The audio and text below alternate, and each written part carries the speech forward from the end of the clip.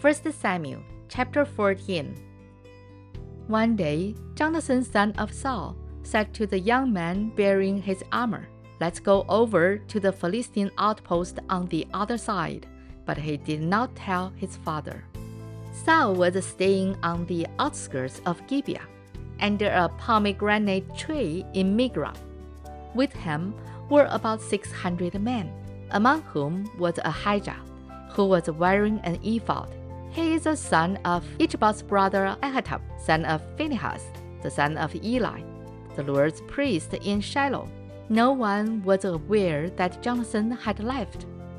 On each side of the pass that Jonathan intended to cross to reach the Philistine outpost was a cliff. One was called Bozez, and the other Sina. One cliff stood to the north toward Michmac, the other to the south toward Geba. Jonathan said to his young armor-bearer, "Come, let's go over to the outpost of those uncircumcised Philistines. Perhaps the Lord will act in our behalf. Nothing can hinder the Lord from saving, whether by many or by few. Do all that you have in mind." His armor-bearer sighed. "Go ahead, I will be with you heart and soul." Jonathan sighed, "Come then, we will cross over toward the men and let them see us. If they say to us, 'Wait there until we come to you,' we will stay where we are and not go up to them. But if they say, 'Come up to us,' we will climb up, because that will be our sign that the Lord had given them into our hands."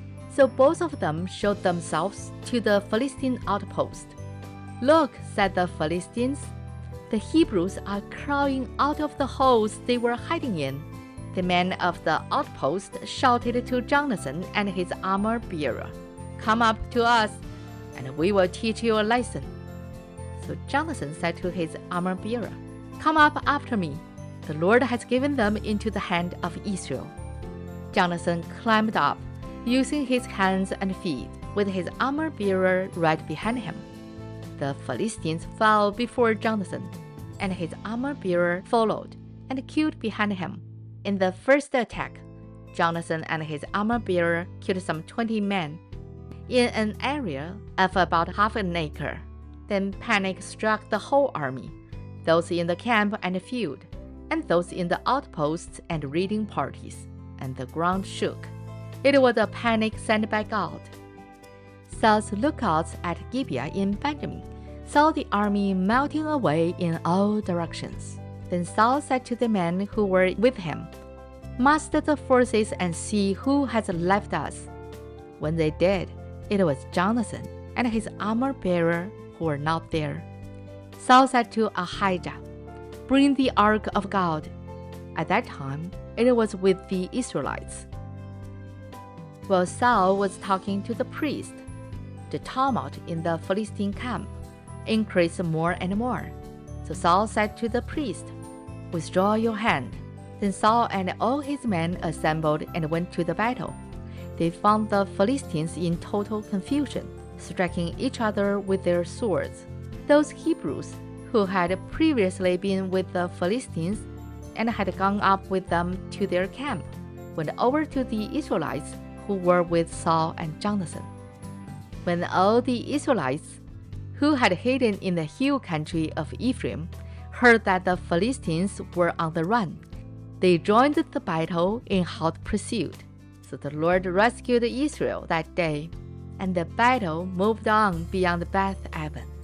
Now the men of Israel were in distress that day, because Saul had bound the people under an oath, saying, "Cursed be any man who eats food before evening comes, before I have avenged myself on my enemies."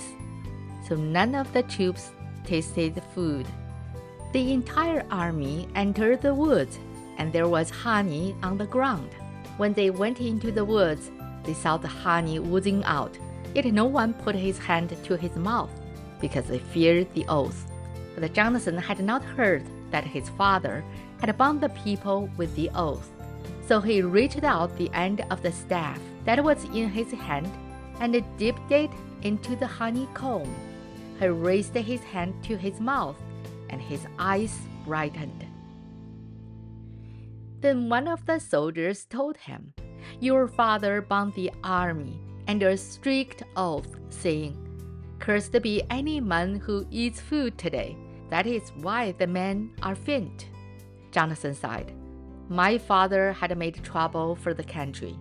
See how my eyes brightened when I tasted a little of this honey. How much better it would have been if the men had eaten today some of the plunder they took from their enemies.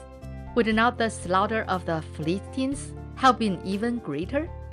That day, after the Israelites had struck down the Philistines from Michmash to Ajalon, they were exhausted. They pounced on the plunder, and taking sheep, cattle, and calves, they butchered them on the ground and ate them, together with the blood. Then someone said to Saul, "Look, the men are sinning against the Lord by eating meat that has blood in it." "You have broken faith," he said. "Roll a large stone over here at once." Then he said, "Go out among the men and tell them, 'Each of you bring me your cattle and sheep, and slaughter them here and eat them. Do not sin against the Lord by eating meat with blood still in it.'" So everyone brought his ox that night and slaughtered it there. Then Saul built an altar to the Lord. It was the first time he had done this. Saul said, "Let us go down after the Philistines by night, and plunder them until dawn. And let us not leave one of them alive. Do whatever seems best to you." They replied. But the priest said, "Let us inquire of God here." So Saul asked God, "Shall I go down after the Philistines? Will you give them into Israel's hand?" But God did not answer him that day. Saul therefore said, "Come here, all you who are leaders of the army, and let us find out what sin has been committed today. As surely as the Lord who rescues Israel lives, even if it lies with my son Jonathan, he must die." But not one of the men said a word. Saul then said to all the Israelites, "You stand over there. I and Jonathan my son will stand over here." "Do what seems best to you," the men replied. Then Saul prayed to the Lord, the God of Israel, "Give me the right answer." And Jonathan and Saul were taken by lot, and the men were cleared. Saul said, "Cast the lot between me and Jonathan my son." And Jonathan was taken. Then Saul said to Jonathan, "Tell me what you have done." So Jonathan told him, "I merely tasted a little honey with the end of my staff. And now must I die?"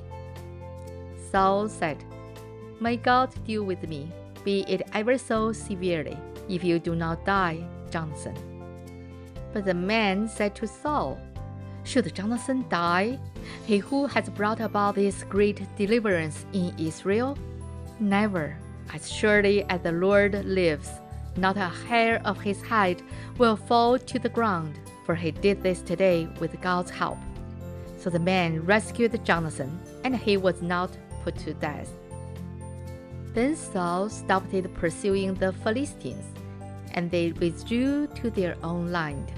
After Saul had assumed rule over Israel, he fought against their enemies on every side: Moab, the Ammonites, Edom, the kings of Zobah, and the Philistines. Wherever he turns, he inflicted punishment on them. He fought valiantly and defeated the Amalekites, delivering Israel from the hands of those who had plundered them. Saul's sons were Jonathan, Ishwi, and Malchishua. The name of his older daughter was Merab, and that of the younger was Michal. His wife's name was Ahinoam, daughter of Ahinoam. The name of the commander of Saul's army was Abner, son of Ner. And Ner was Saul's uncle. Saul's father Kish and Abner's father Ner were sons of Abiel. All the days of Saul, there was bitter war with the Philistines, and whenever Saul saw a mighty or brave man, he took him into his service. This is the end of 1 Samuel chapter 14. 神的话语要昼夜思想，雨恩读经频道期待与您下次再见。